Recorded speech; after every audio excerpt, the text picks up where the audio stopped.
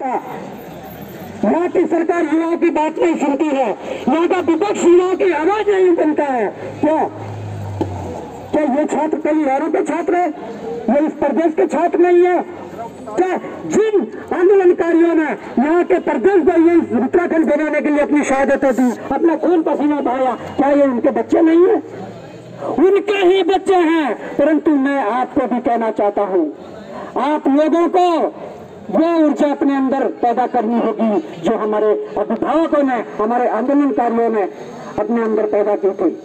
वो ऊर्जा अपने अंदर लानी होगी, क्योंकि उत्तराखंड में एक बड़े और आंदोलन की जरूरत है। पहले हमारे आंदोलनकारी उत्तराखंड बनाने के लिए लड़े थे, परंतु नई पीढ़ी का यदि यही हाल रहा तो नई पीढ़ी को भी इस उत्तराखंड बचाने के लिए बहुत बड़े आंदोलन की जरूरत है।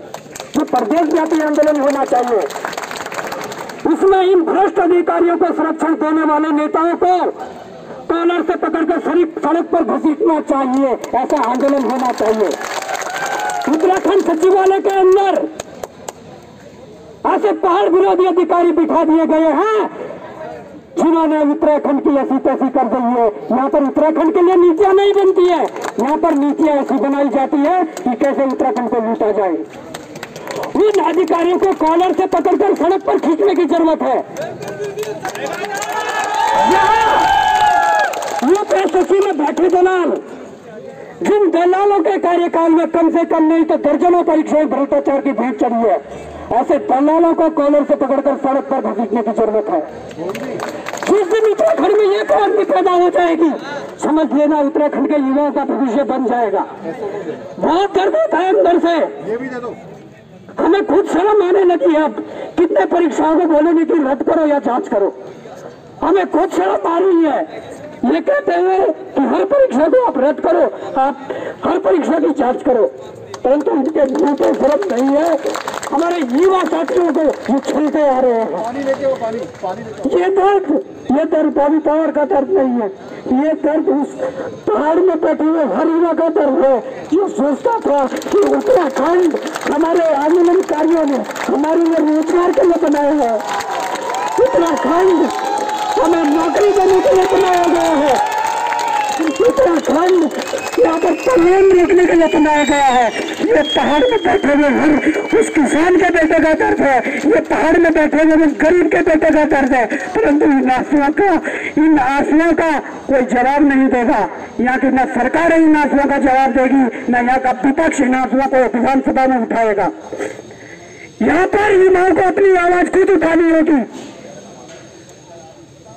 वह बॉबी पवार जिसको माइक में बोलने पर भी डर लगता था, परंतु यहाँ की व्यवस्था ने, इस सिस्टम ने हालात ये कर दिए हैं, बॉबी पवार को इतना सशक्त बना दिया है, यहाँ पर आए हुए तमाम युवाओं को इतना सशक्त बना दिया है कि वो आज खुलकर भ्रष्टाचारियों की पोल खोल सकता है और मौका मिले तो भ्रष्टाचारियों पर कार्रवाई भी कर सकता है।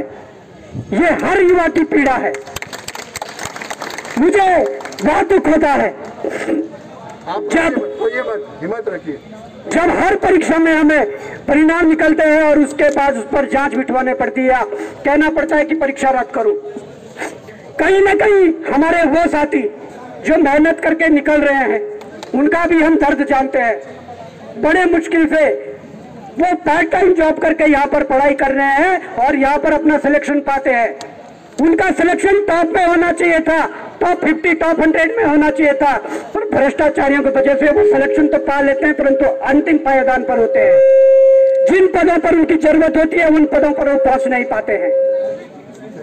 और यहाँ पर तो आप साफ साफ देख रहे हैं कि जहां पर आप लोग रहते हैं, मेरे को प्रदेश भर से फोन आ रहे हैं कि हमारे पड़ोस में ऐसे लोग हैं जिन्होंने कभी किताब उठाई नहीं, जिन्हें यह नहीं पता कि तैयारी कैसे करनी है, जिन्हें यह नहीं पता कि कौन सी किताब पढ़कर मेरा सिलेक्शन होगा। वो लोग टॉप 5 में है, टॉप 10 में है, टॉप 50 में है, टॉप 100 में है। तो इससे ज्यादा अन्याय क्या होगा छात्रों के साथ?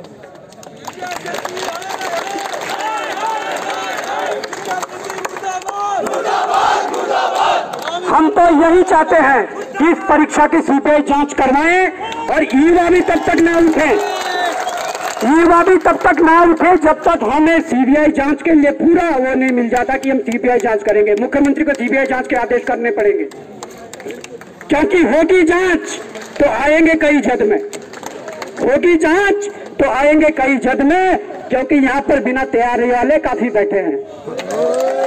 जिन्होंने सिलेक्शन पाया है ना, जिन्होंने सिलेक्शन पाया है, जो पार्टी के जिला महामंत्री रहते हुए सिलेक्शन पा रहे हैं, जो कई ऐसे लोग हैं जिनका पढ़ाई से कोई लेना देना नहीं है, पर आज उद्योग प्रबंधक की पोस्ट ले रहे हैं। उस उद्योग प्रबंधक की पोस्ट ले रहे हैं जिनको गनर भी मिलेगा, जिनको गाड़ी भी मिलेगी, जिनको पूरी सुविधाएं मिलेगी, उस उद्योग प्रबंधक की पोस्ट लेने आए हैं। वो सहायक समाज कल्याण अधिकार की पोस्ट लेने आए हैं, सहायक समीक्षा अधिकार की पोस्ट लेने आए हैं। अरे निकम्मो, अरे उत्तराखंड के दलालों, आप ये जवाब दे दीजिए कि उत्तराखंड में जब लोक सेवा आयोग बना है, जब लोअर पीसीएस और पीसीएस की परीक्षा वो करवाता है, तो इस दलाल आयोग में इन पदों को भेजने की क्या जरूरत थी? क्या लूट खसोट करने के लिए, क्या पैसा कमाने के लिए? आप ग्रुप सी के माध्यम से पीसीएस बनाना चाहते हैं। सहायक समाज कल्याण अधिकारी देख लीजिए, जो आज पैसे देकर 15-20 लाख देकर वहां सिलेक्ट हुआ है, 5 साल बाद प्रमोशन से समाज कल्याण अधिकारी बन जाएगा, जो डायरेक्ट पीसीएस से आते हैं। तो क्या ये छलावा नहीं है हमारे साथ? जो इस सिस्टम के अंदर जाकर इस सिस्टम को खोखला कर रहे हैं। समस्या तब होती है वहां पर जब ऐसे लोग बैठेंगे, समाज कल्याण में हमारे समाज के उत्थान के लिए तमाम योजनाएं बनती है।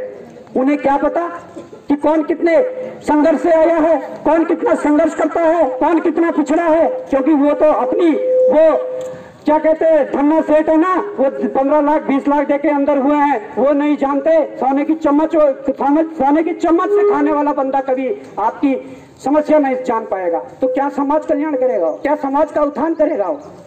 तो इसलिए बड़ा दुख होता है। मैं तो चाहता हूँ, मैं सलाम करना चाहता हूँ अपनी इन बहनों को, जो बहनें हमारी जसपुर पुना से पहुंची है, जो बस लेकर आए हैं, जो भाई हमारे जसपुर से पहुंचे हैं, टनकपुर से पहुंचे हैं, रामनगर नैनीताल से पहुंचे हैं, कालसी विकासनगर रुड़की हरिद्वार से पहुंचे हैं, और देहरादून के जितने भी देहरादून में रहकर जो तैयारी कर रहे वो पहुंचे हैं। तलवारों की धारों पर इतिहास हमेशा बनता है, जिस और जवानी चलती है उस और जमाना चलता है। ये आपको ध्यान रखना होगा मेरे मित्रों, क्योंकि ये कब तक चलेगा? आज गलत आपके साथ हो रहा है तो मैं चुप हूं, मैं बोल रहा हूं कि मैं क्यों आवाज उठाऊं? मेरे साथ तो गलत नहीं हुआ है, कल आपके साथ गलत हो, कल मेरे साथ गलत होगा, आप भी आवाज नहीं उठाओगे। ऐसा कब तक चलेगा? जब तक हमने इस उत्तराखंड के हर एक युवा की पीड़ा को अपनी पीड़ा नहीं बनाए, तब तक उत्तराखंड में एकजुटता नहीं हो सकती। और यहाँ पर उदाहरण है, कितने संगठन बने हुए हैं, कितने राजनीतिक दल बने हुए हैं, अलग अलग छतरियों के नीचे छिटके हुए हैं। उत्तराखंड का जो वर्तमान हाल हुआ है, इस हाल के जिम्मेदार कहीं ना कहीं होती है, और इस हाल का जिम्मेदार मैं उन आंदोलनकारियों को भी मानता हूं जिन्होंने उत्तराखंड को दिला दिया, परंतु यहां पर क्या व्यवस्थाएं होनी चाहिए, कैसा सिस्टम चलेगा, वो नहीं दिला पाए। वो उसके बाद अपनी पेंशनों के लिए दौड़ गए। अरे आपके ही बच्चे हैं हम लोग, कम से कम ये तो रखते कि भाई उत्तराखंड तो मिल गया, अच्छी बात है, हमारा अलग प्रदेश मिल गया। आपकी मांगों में था कि ये पलायन रुकना चाहिए, आपकी मांगों में था कि यहाँ के युवाओं को भविष्य में रोजगार मिलना चाहिए। तो अब क्यों नहीं करते हो आप पलायन की बात? अब क्यों नहीं करते हो आप यहाँ पर रोजगार की बात? आप लोगों को भी बात करनी होगी, अपने बच्चों के साथ लड़ाई लड़नी होगी, अपने बच्चों के साथ कंधे पे हाथ रखना पड़ेगा और बोलना पड़ेगा कि लड़ो। आप लोग मार्गदर्शन करोगे, आप लोगों को बोलना पड़ेगा कि हमने उत्तराखंड के लिए इतनी शहादतें दी थी, परंतु हालात आज जस के तस है। उन्हें बोलना पड़ेगा कि आप लोगों को इसे आगे बढ़ाना होगा। अगर हमारे मेहनती छात्र यहाँ के पीसीएस पद पर बैठकर एसडीएम बन जाते हैं, सचिव बन जाते हैं अंदर, तो कहीं ना कहीं सिस्टम में सुधार आएगा। हमारे साथ ऐसे पढ़ने वाले हैं जो लगातार 18 घंटे भी पढ़ते हैं, परंतु इस भ्रष्टाचार की नीति ने यहाँ पर उन्हें बाहर का रास्ता दिखा दिया है। हम ये चाहते हैं कि वो बंदे एसडीएम के पद पर बैठे, वो बंदे हमारे विभागों में जाए और वो सिस्टम को ठीक करे। परंतु यहाँ तो सिस्टम खोखला करने के लिए तमाम प्रकार के लोग भर दिए गए हैं। यहाँ पर कोविड काल में लगे हुए जो हमारे नर्सिंग के छात्र थे उनको हटा दिया जाता है, परंतु जब आरटीआई से खुलासा होता है तो 400 लोग राजस्थान के भर्ती हो जाते हैं। क्या उत्तराखंड में कमी थी? उत्तराखंड में टैलेंट की कमी है? आप ये बता दीजिए। उत्तराखंड पूरे देश को चला रहा है और आप कह रहे उत्तराखंड में टैलेंट की कमी है? ये कब तक चलेगा? ये तब तक चलता रहेगा दोस्तों जब तक आप अपने लोगों को जागरूक नहीं करोगे, जब तक आप अपने लोगों को नहीं बताओगे कि ये गलत हो रहा है, इसके खिलाफ जंग छीननी चाहिए, ये तब तक होता रहेगा। हमारे साथ ऐसे साथी है जिनको घर से फोन आया, जिस दिन रिजल्ट निकला उनको फोन आया, उन्होंने कहा, इन्होंने यहाँ से हेलो बोला, मम्मी ने उधर से हेलो नहीं बोला या कुछ और नहीं बोला। मम्मी ने कहा बेटा बोरिया बिस्तरा लेके घर आ जा। यहाँ पर गांव में रहने वाली बहू